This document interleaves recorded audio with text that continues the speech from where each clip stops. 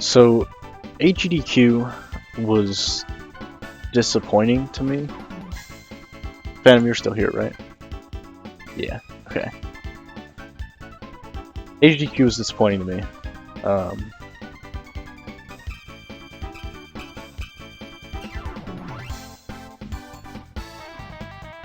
Where do I start?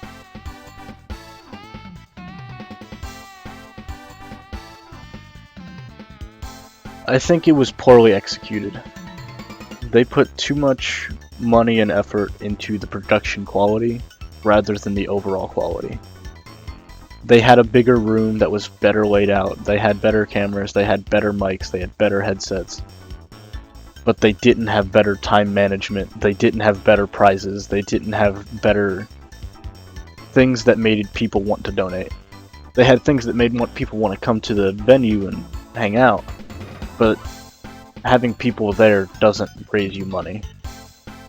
If you look at the totals of what they raised this year, compared to last year, compared to SGDQ, that cause is not as well appreciated as Prevent Cancer Foundation.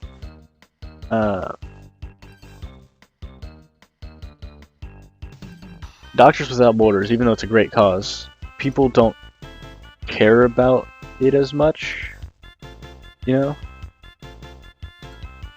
And it raised more money than this time. And AGDQ 2015 raised $300,000 more than this AGDQ. Which is bad, because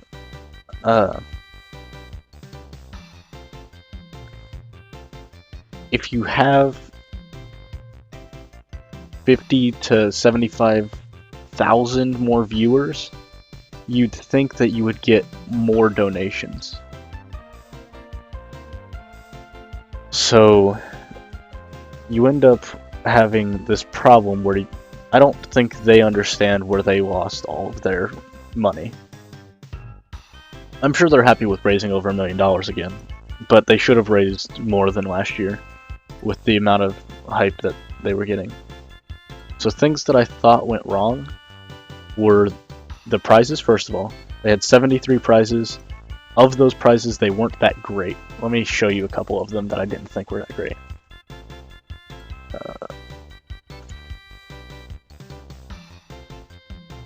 Prizes. I think the pinball machine was fine. The Majora's Mask 3DS was great. The pinball machine wasn't worth donating $75 for, because this wasn't like a pinball convention or anything. But here's something that wasn't really great. This guy. Yeah, it's a great painting, but they've had previous paintings in the past that were much better than that.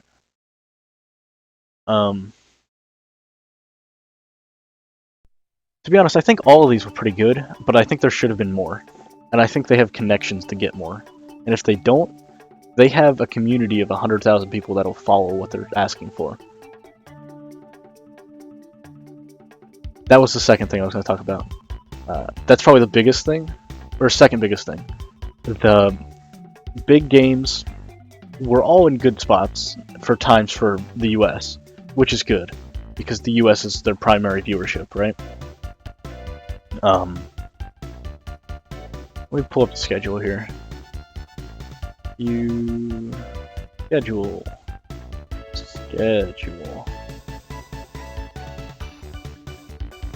So they had good things, like Mario 64 was at 9 PM. That's a good time for that. Super Mario Kart's good. I think this was fine. Sunday night was fine.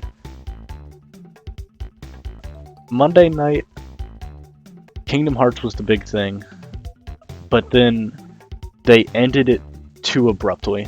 Battle Block Theater, even though it's a hilarious run and they had a hilarious commentary, nobody's like, oh, Battle Block Theater! They're more like, oh, Mario 64 run by the world record holder and second and third place in a race. So Kingdom Hearts was good, but I don't think people were into Kingdom Hearts nearly as much. And then having it followed up by something that wasn't as great probably wasn't a good thing. I think there should have been something like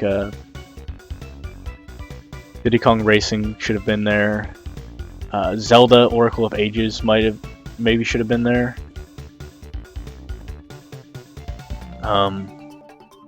Moving on, the next day. This day kind of was bad. During the day sucked. Then Metroid, people are a fan of that. I'm not a really big fan of that, but I understand this is a pretty bad spot for that because there are people that like it a lot. Legend of Zelda's fine here. Super Metroid, that was a good one right there. I'm glad that I had something here. I'm not sure how good Half-Life 2 went over, but these two games are good speedruns, I think. So this one was a meh. This one I'll give a meh, and this one I'll give a meh. Here's Sonic. Sonic, are you okay with being at 7 AM? This guy right here, I don't know if you know DSS, but you should because you are a sub to Big John. But this guy is a hilarious dude.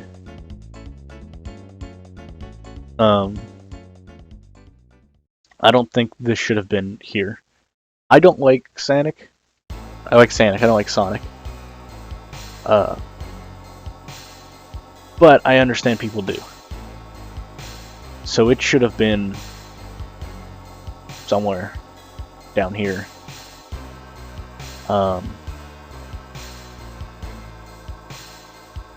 Actually, to be honest, Sonic should have been here or here to put in good games there.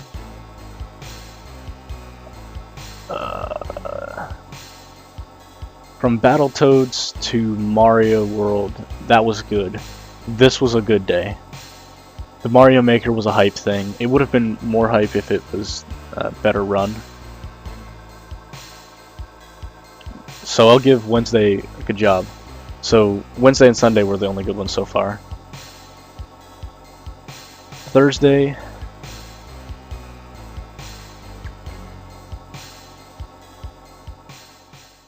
Castlevania in the middle of the day. Punch-Out following that in the middle of the day. Then they put Mega Man here. That's good. And then boom. They ended the terrible... They had such a good run here. I don't know why they didn't put it here. And I don't know why they didn't put these Mega Mans with these Mega Mans. They could have started with Mega Man X at 5 o'clock Eastern Time.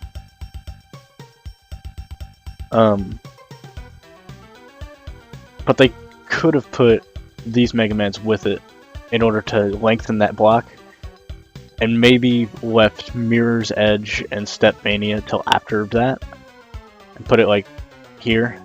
I think this was part of the Mega Man X block, or the Mega Man X block in the Mega Man blocks later. And then you have Banjo-Kazooie, one of the most popular speedruns, 5:30 in the morning.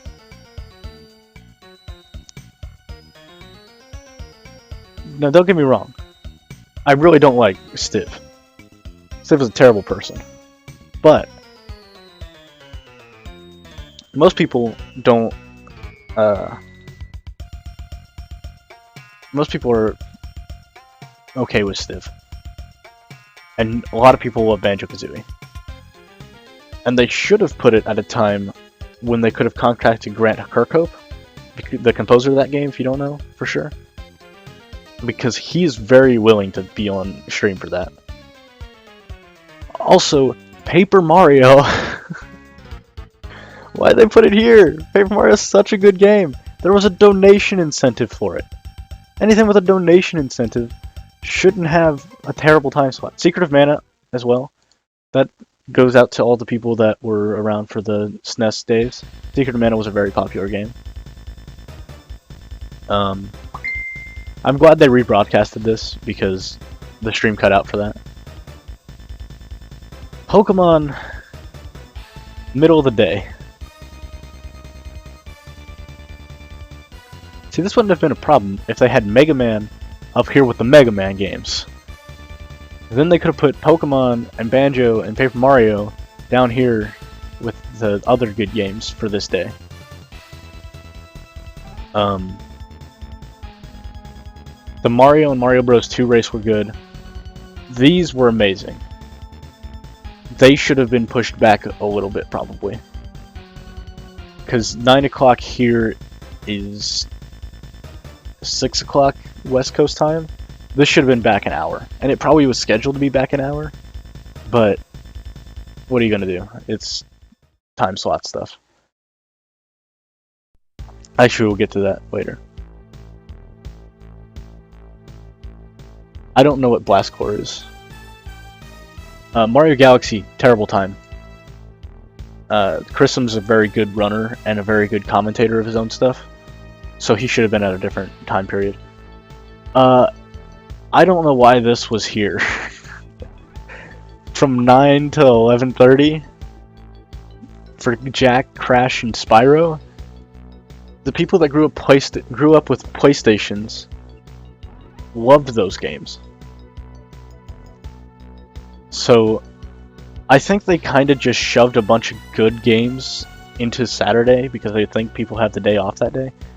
But this is 6 a.m. for people on the West Coast. This is 7 a.m. for people on the West Coast. People don't wake up that early on Saturday if they don't have to work. Okay, you might think that Crash and Spyro suck, but there's plenty of people that don't think that. Actually, I really like Spyro, but TASBot had a decent time period. Link to the Past, yeah. Super Metroid always has to end the marathon right before an RPG. That's like a tradition. So these are good. I don't even know what this game is, and I didn't watch that run. I just waited from after A Link to the Past to Super Metroid. I just turned the stream off until it was ready. It's terrible. You could play anything there. Oh yeah, by the way, Ratchet & Clank was a good game for the PlayStation Block too.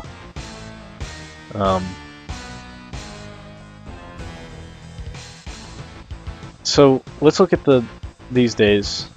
Mirror's Edge and Step Mania should not have been in the middle of the day. Halo 4 and Shadow Complex should not have been here.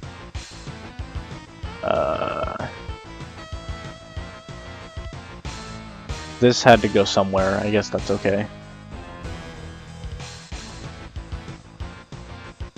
This was wasted prime time right here.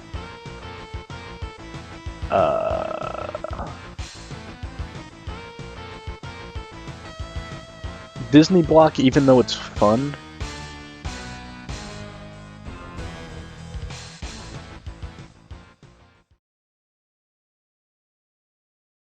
that's not true. I loved both of those games.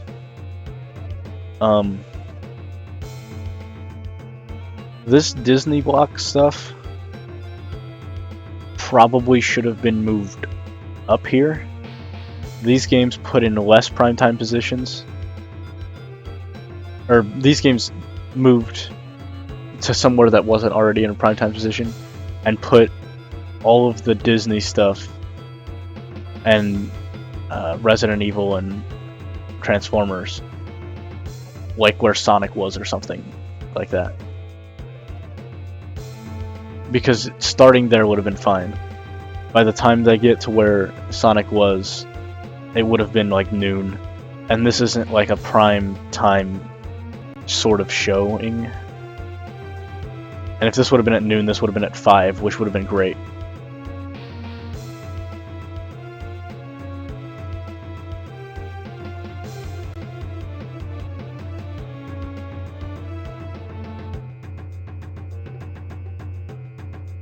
And this day was fine.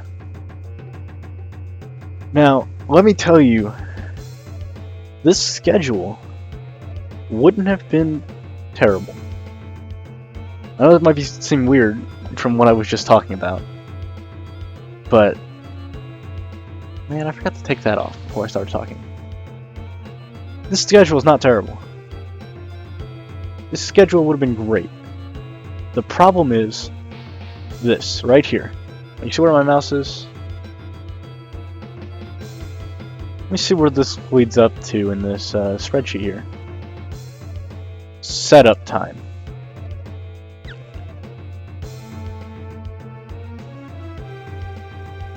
Earlier today, I was talking about this to somebody.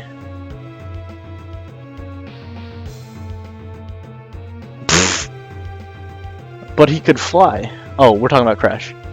Crash? Yeah, I don't know why people like that game. It was fun though. You could spin on things and collect apples. Anyways, setup time. The average setup time, I took this, put it in a spreadsheet earlier, was 15.5 minutes. Across 156 runs. That ends up being a little over 40 hours of setup. You don't need to have 40 hours of setup in a week marathon. So, I'm guessing that setup time included those times where they took breaks to talk about all the crap that they didn't need to say. So that was part of it. But even then, the people were ready and they were like, hey, can I go now? And then the guys were like, no, we're not ready for you yet. Why? If they would have reduced it to 10 minutes per game average, then they would have had another 14 hours of time. They could have put anything in that 14 hours. If you look at the time to set up here... Where was I looking for? Here. Look at this. Setup time from Battletoads to Yoshi's Island. 10 and 16. Alright, let me do this in a way I can actually count it. 15 and 15 is 30. And 30, that's an hour. Here's 16, 16 and 13. That's another 45, 55, and 27. That's a little under 2.5 hours.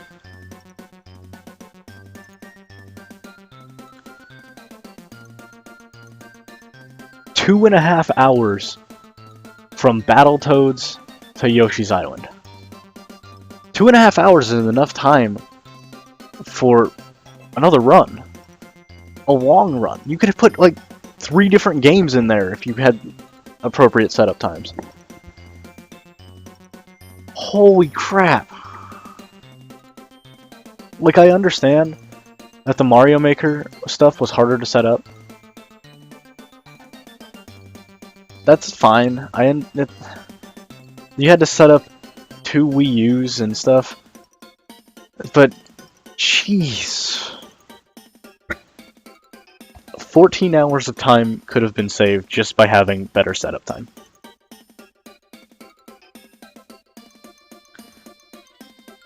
And I guess the last thing...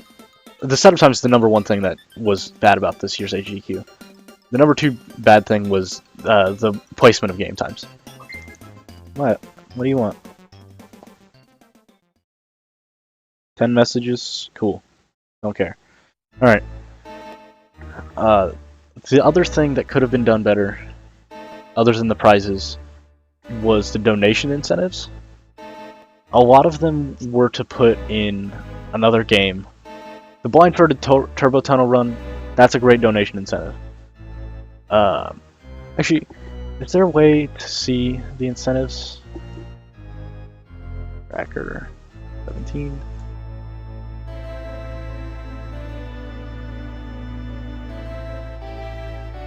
Yeah, I think they've been trying to cram too much on the layout.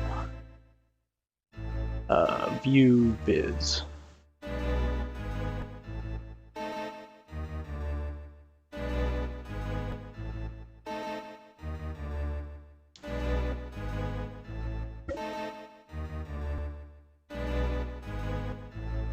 So there were a lot of good bidding things here. Like singing, that's a great one. Sing Disney songs. Extra difficult. Bid wars are great.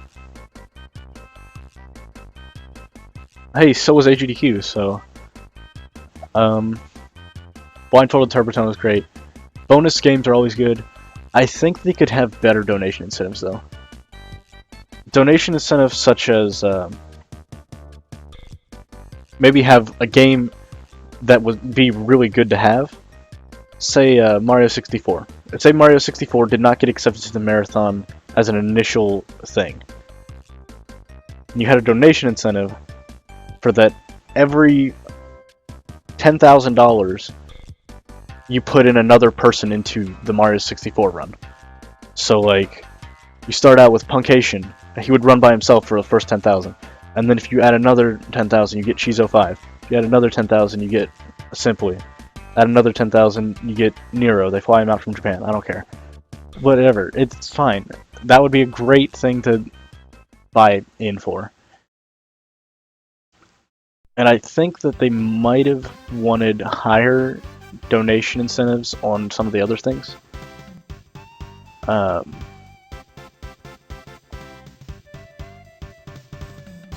this really isn't the big issue. The first two things I mentioned were big issues.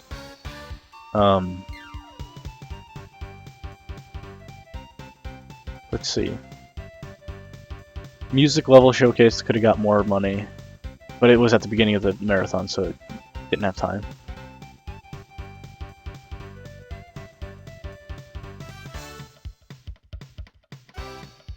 $1,000 to sing Hakuna Matata. That could have been 5,000. They would have got it.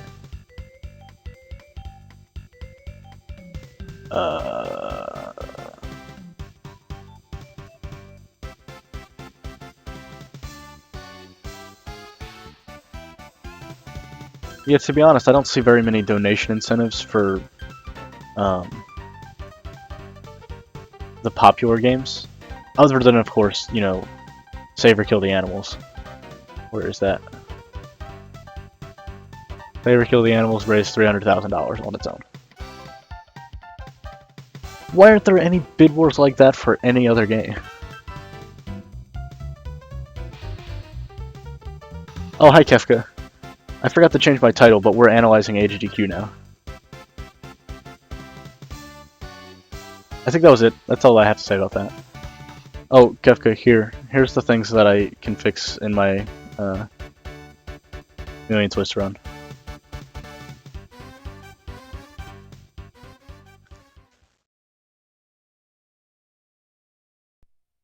Yeah, having personable runners there would have been a good thing too.